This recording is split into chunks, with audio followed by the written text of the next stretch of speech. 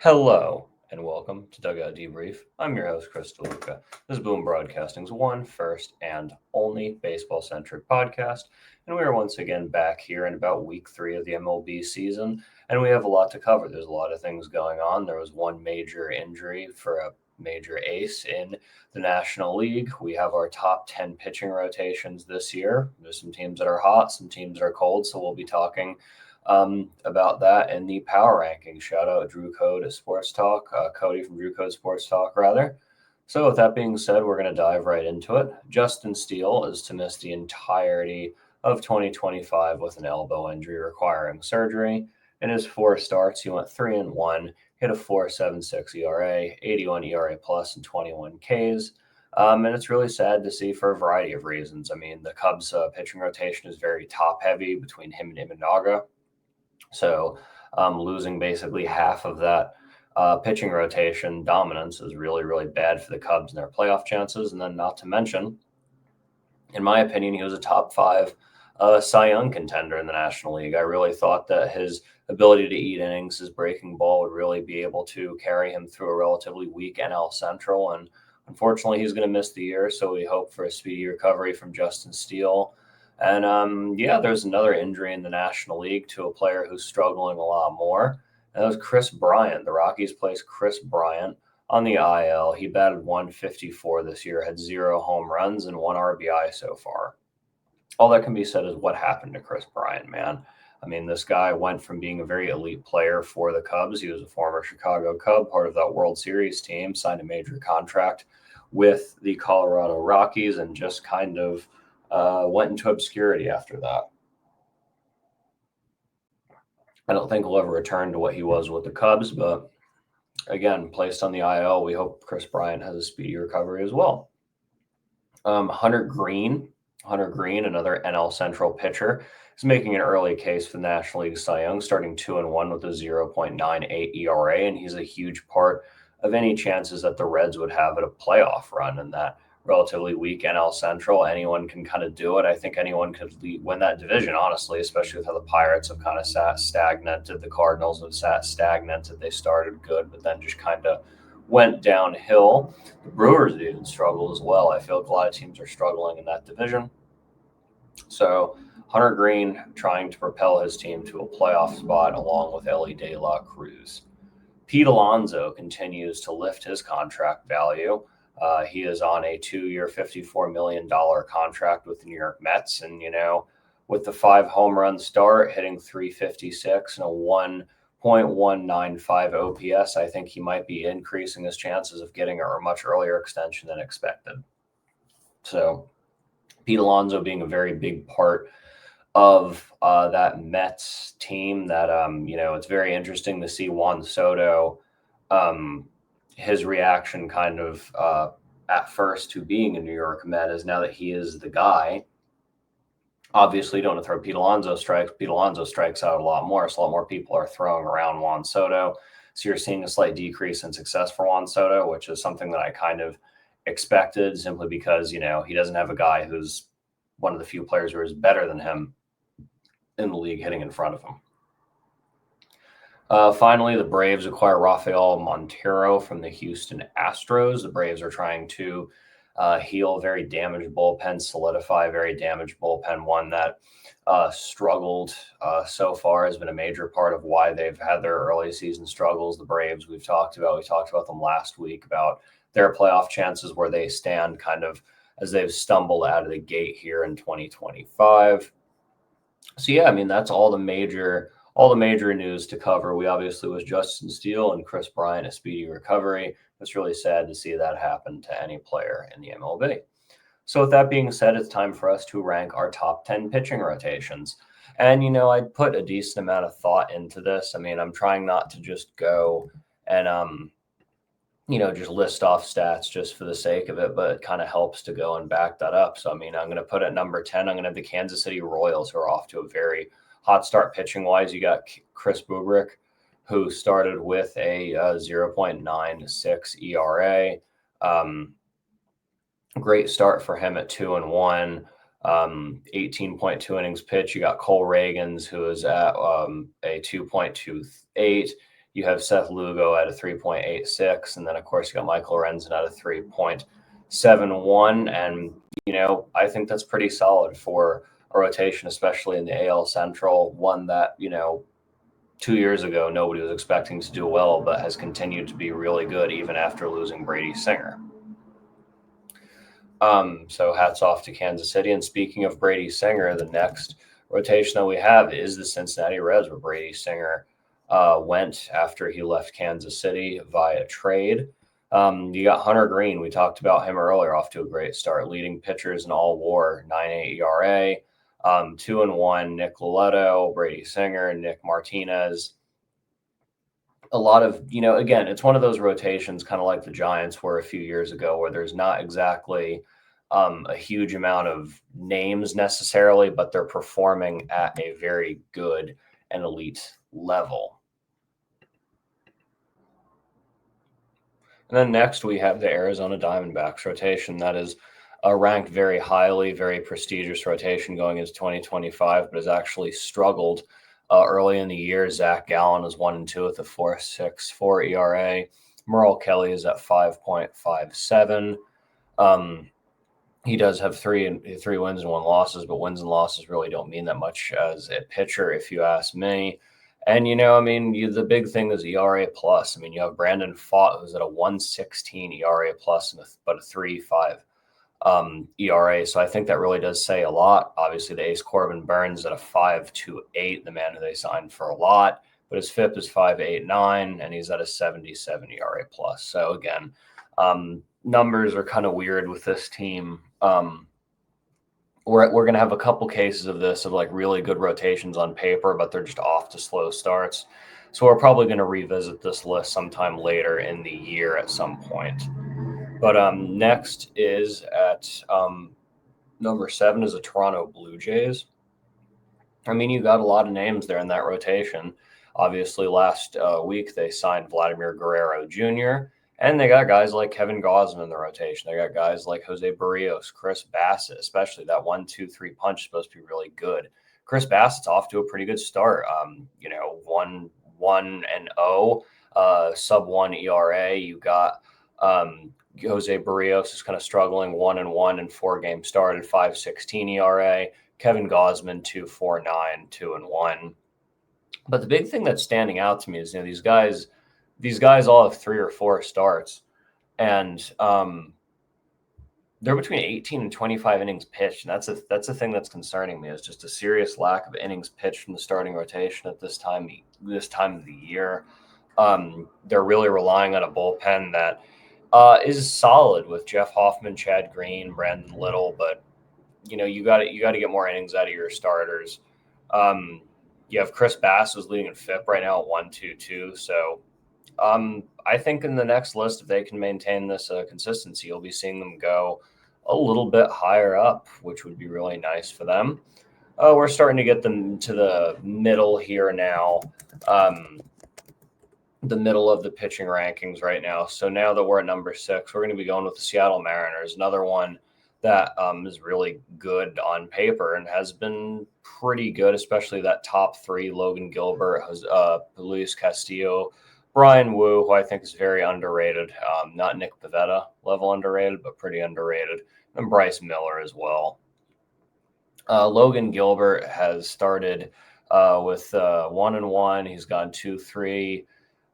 8 ERA wise, again, mid-20s in innings pitched. Luis Castillo is off to a slow start of 4.22. Brian Wu off to a great start, 2.84 and 19 innings pitched. They're keeping the ball in the ballpark, which is really important, especially Logan Gilbert only giving up 3 home runs. Same thing with Brian Wu only giving up 2. Again, just needing a little bit more innings pitched, but this Mariners rotation could really carry them through.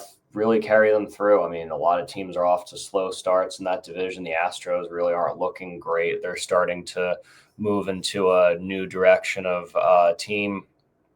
So I really do hope that the Mariners can get propelled from that rotation. It would be nice to see them back in the playoffs and maybe win a playoff series. But so far they're on a 500 start. But the Rangers, as of right now, are only 3 games above 500. So, A lot can be said there, but we're exactly in the middle, and we have a team that is currently exceeding expectations in 2025 in general, and that is the San Francisco Giants, led by the king of innings eating Logan Webb. Logan Webb currently has 24 innings pitched.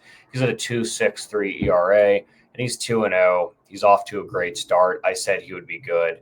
He was one of my other NL Cy Young contenders. I think I might have actually had him winning the Cy Young. You'd have to go back to a past Dugout Debrief when I did the NL award predictions, but I'm pretty sure he was my Cy Young award prediction. You have Justin Verlander's off to a slow start, 6.75 ERA, 0-1, negative -0.5 WAR. Jordan Hicks, who's kind of been a little bit all over the place, but Robbie Ray, who's been really good, 2.83 ERA and 15.1 innings pitched, 3-0. You can't hate it at all. Yeah, the Giants are off to a hot start, currently at 12-5, second place in the NL West. Just a brutal division that's going to be between the Dodgers, Padres, and Giants. We have another team that's off to a fairly hot start, but not as hot as a start as the NL West foes across the country. But they are in first place. They're 11-6, and it's the New York Mets. The New York Mets are at number 4 with Clay Holmes, Griffin Canning, Trevor Miguel, David Peterson, Kodai Senga. Not something you expected. You expected this team to be the, or the rotation to be the reason why they are not playing at an elite level, but they have been playing at a pretty elite level pitching wise. Clay Holmes, who I was not very big on as a starter so far, is 19.2 innings pitched. He's at a 3.66 ERA and he's 2-1. He's proven me wrong. Taylor Miguel, not Trevor Miguel. My apologies. I know they're brothers. I mix them up sometimes. One's on the Brewers, one's on the Mets. So sorry about that. Editor's note.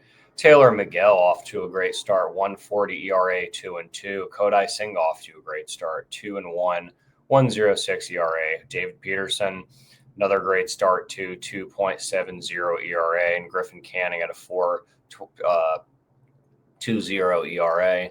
And the bullpen's been pretty solid too. You got guys like Reed Garrett, AJ Minter, and then Edwin Diaz has kind of struggled, but they can work on that. Ryan Stanek too has been really good.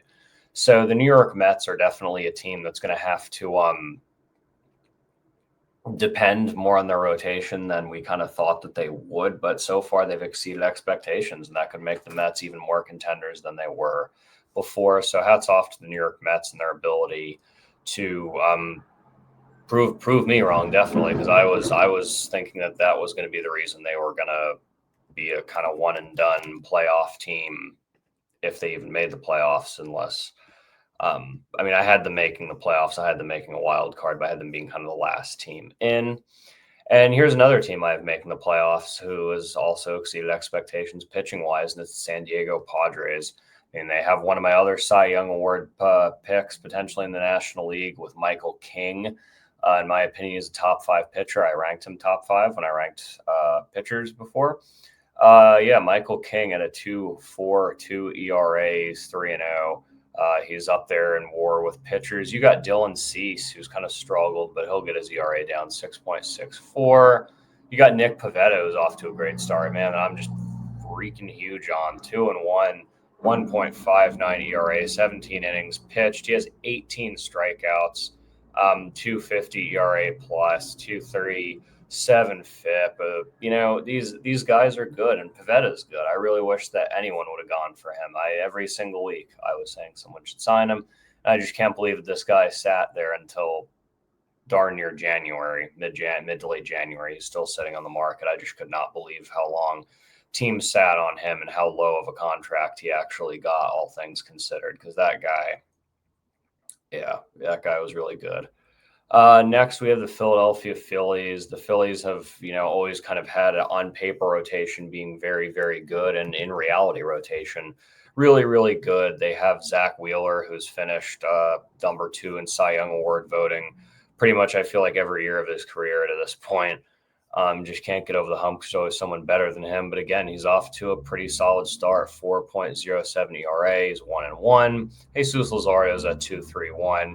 Christopher Sanchez, Aaron Nola, Taijuan Walker. Those names are there, and I could have kind of flipped them around. Sometimes I thought about putting them a little higher up, putting the Padres at 2, but it's really hard to say this early in the year. That's why we're going to go and do this list again. And then finally, number 1, we have Los Angeles Dodgers.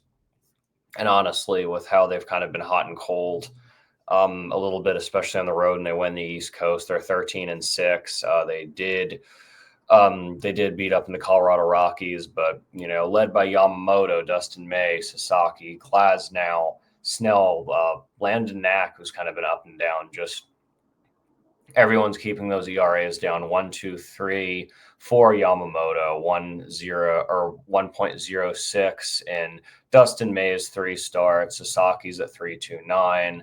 Glasnow's at 4.85, and then Snell's at a 2 even. Knack's a little bit up there, but he'll get it down.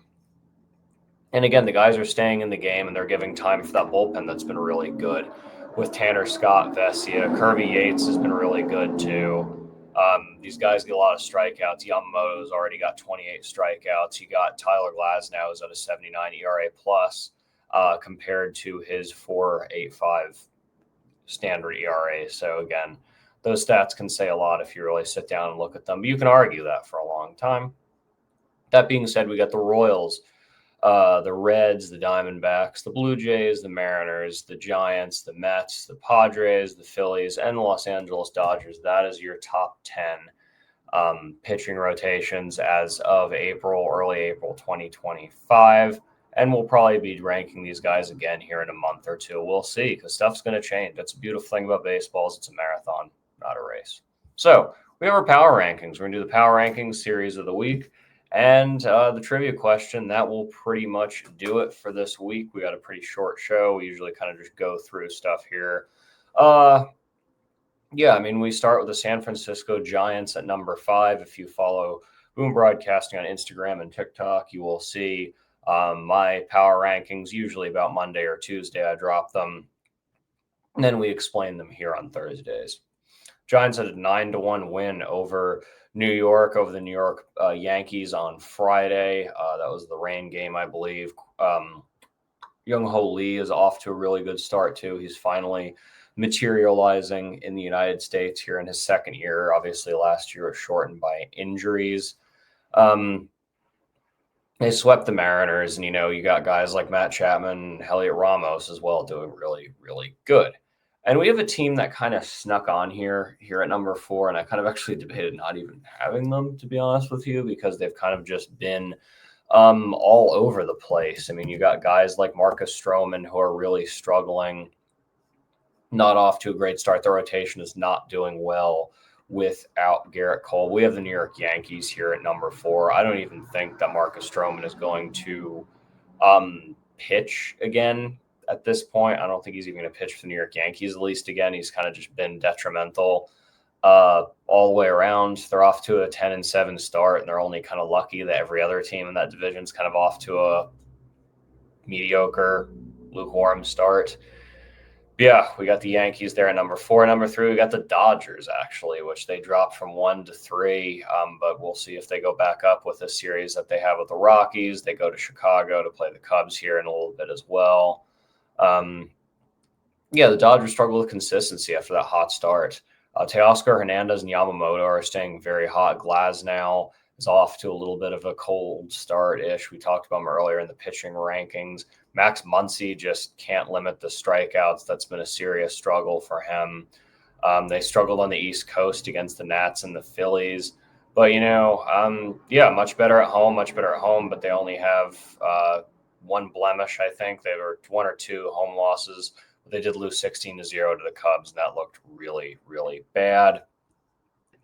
And then number 2, we actually have the team that dominated the Dodgers, and that is the Chicago Cubs. The Cubs are off to a pretty good start, 12-8, and they have Arizona, so that's a big series they have coming up. You might be hearing a little bit about that series in a second. But Chicago Cubs, Kyle Tucker's looking like he's worth every single penny that they paid him. Dansby Swanson remains elite defensively as well. So, Imanaga looked really good. Hopefully Steele next year can come back. But the Cubs are a weird team again because you have teams that you would expect to be in first, like the Brewers are at 9-9. They're kind of just sitting back. That's what they did last year too. They just kind of sat back and then pushed forward. But that leaves number one, and that leaves a team that I'm not very big on, but I'm still going to put them number one because I'm very fair. And that is the San Diego Padres, led by Nick Pivetta and Michael King, who have had great starts. Pitching wise, led by Fernando Tatis Jr., who is off to an MVP level season, to be honest with you. I mean, I think that he could really win it this year. He already has one of them, and he could he does not have one of them yet. He has two All-Stars. He did finish second place.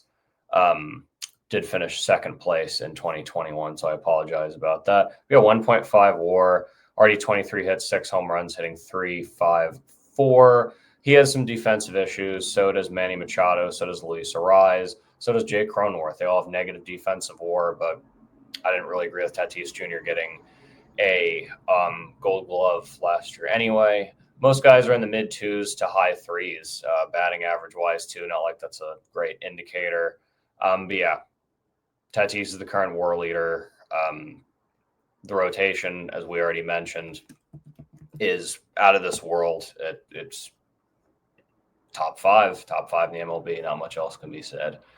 14-4, followed by the Giants at 12-5, Dodgers 13-6, Diamondbacks 10-7. I mean, you can't make this up. And then you got the rest. I mean, 12-8 is good enough to lead in the Central, and then 11-6 is good enough to lead in the East. So, things are all over the place this year. We have two series of the week. We're moving on to that. The aforementioned Diamondbacks and Cubs will be my first series of the week. I think that's going to be a huge wild card indicator. You have there's so many teams in front of the Diamondbacks, and the Cubs just have their own destiny to control. That Diamondbacks rotation will probably be seeing guys like Merle Kelly, and that we'll probably be seeing a Brandon Pfaadt. We'll probably be seeing a Corbin Burns. Those are all guys we want to see in those series. Eduardo Rodriguez as well. And Imanaga. Hopefully we can see him too. And then we have a battle of two recent World Series champions, the past two World Series champions to be exact. We have the Los Angeles Dodgers at the Texas Rangers will be my other series of the week. I think that's another big indicator of where these teams can be. I mean, it's a big series prover. It's a big who is the dominant one in their respective league? Can the Rangers come back from being the face of the American League to, missing the playoffs? Can they finally knock down the mighty Dodgers? And can the Dodgers prove that they're still the Dodgers? They're not going anywhere. So those are my two series of the week. And next we just have our trivia question. We'll be getting at it. So for last week's trivia question, who is the best player by WAR from the state of Pennsylvania, or the Commonwealth of Pennsylvania, as they prefer to be called? And that is Honus Wagner from Chatier, Pennsylvania, at 131 all-time. Right behind him is Stam Usual at 128.57 from Donora. Yeah, Chatier is right by Pittsburgh. It's like a borough of Pittsburgh. I might have actually butchered that pronunciation, so if you're from the Pittsburgh area, go ahead and correct me. This week is a pretty easy, laid-back trivia question. It's a current player. I'll give you that hint. Who is nicknamed the Polar Bear? We're going pretty easy this week. You should be able to get that. With that being said, ladies and gentlemen, that's all I got. I want to thank you once again for tuning into Dugout Debrief this week, this fine Thursday. And make sure to tune into Hoops and Helmets. That's on every single Monday. They're talking about college football. They're talking about college basketball. Aaron Carson got a great show going on over there. Make sure to tune to Out of Pocket. I was just there last Friday, the day after Dugout Debrief. I was talking about the Masters. And by the way, I picked Rory to win, and I was right. Make sure to tune into Quick Hits. Make sure to tune into It Stinks. They got a lot of stuff here. Make sure to tune into all the wrestling content, too. They got the Nightcap, Man Behind the Mic, all that going on because it's WrestleMania coming up here soon, and they got a lot to talk about with that. So, we got a boom marathon going. So make sure to tune into all that. Once again, thank you for tuning in this week. Have a great week.